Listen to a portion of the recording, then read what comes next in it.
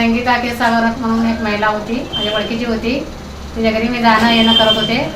त्याच्यामुळं एका माझ्या शेजारी राहणाऱ्या एक बाईला कामाची गरज होती. त्याच्यामुळं मी तिथं त्यांना कामाला घेऊन गेले. काम लावतो म्हणून त्यांनी काय केले, घेऊन या त्यांना म्हणून सांगितले. मग ते मुलीला तिथे घेऊन गेले. घेऊन गेल्यानंतर त्यांनी मला म्हणले की जरा विचारले काय काम करते म्हणलं. तर काय पण तुम्ही काम लावा, मला कुठं तर नेऊन काम लावा असं म्हणल्यानंतर त्यांनी म्हणली मग तुला काम लावते मी आणि तू संध्याकाळी 8:30 वाजता तयार होती का म्हणून असं विचारून ते पोरगी म्हणली हां का होईना बाई मी तयार होते, मला घरी खर्चाला पैसे नाही तर कसं करायचं म्हणलं. तर 1000 रुपये दिली तिनं. 1000 रुपये दिल्यानंतर मग मी घरी जाऊन देऊन येऊन तुम्ही काय करा, मी तुम्हाला 8:30 वाजता किंवा 9 वाजता तुम्हाला बोलवते सांगितल्यानंतर आम्ही दोघी पण काय केलं, घरी जाऊन 8:30 वाजता 9:30 वाजता मग आलो. तिथून कारमध्ये गेलो.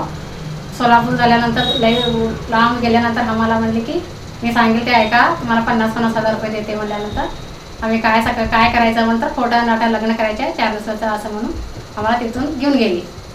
तिथं झाल्यानंतर 40 गावाला आम्हाला तिकडं घेऊन जाऊन तिथं लग्न केली.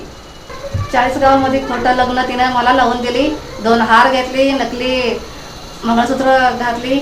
नंतर 4 दिवस झाल्यावर तुला घ्यायला येते म्हणून सांगितली. लग्न करून त्याने सोलापूरला गेल्यावर मला 3रा दिवस कळलं की मला विकल्यात म्हणून कळलं. मला परत मी मोर्चीला फोन केला, घेऊन जा मला रिटर्न येतलं म्हणल्यावर त्यांनी बोलायला आलं इकडं.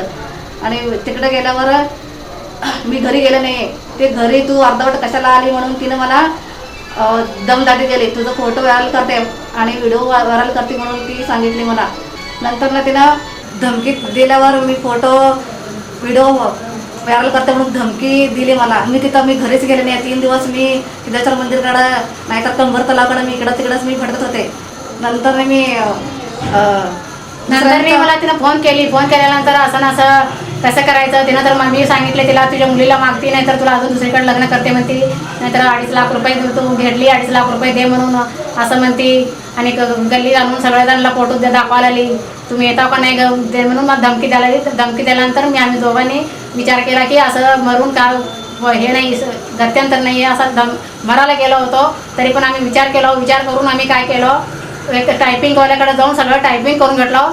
टायपिंग करून घेऊन मोठे साहेब सगळ्यात मोठे साहेब कुठं आहेत म्हणून आम्ही सगळ्याला 10 लोकांना विचारून आम्ही ते साहेबाकडे गेलो. साहेबाकडे गेल्यानंतर ते साहेबांनी सगळं दुसरीकडे पाठवून आमचं सगळ्यांनी सहकार्य करून सगळं आमचं काम केले त्यांनी.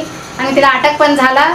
आम्ही पोलीस प्रशासनाचा आभारी आहोत. ज्या पोलीस स्टेशनमध्ये आम्ही तिथं अर्ज द्यायला गेलो होतो तिथं अनेक पोलीस लोक म्हणाले तिथं सोलापुरात लई लोक आहेत असं तरी पण म्हणले, आम्हाला नावं पण घेतले.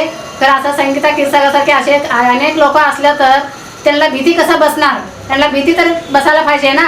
आम्ही असं अडाणी असून त्यांच्या मागच गेलो, अजून आमच्यासाठी किती लोक त्यांच्या मागं गेले असेल. हे पोलीस प्रशासनाने लक्ष द्यावा एवढंच आमची नम्र विनंती. आमची दखल घेतल्यापासून आम्हाला डोळ्याला झोप लागले, पोटात एक घास आणले गेले आमच्या.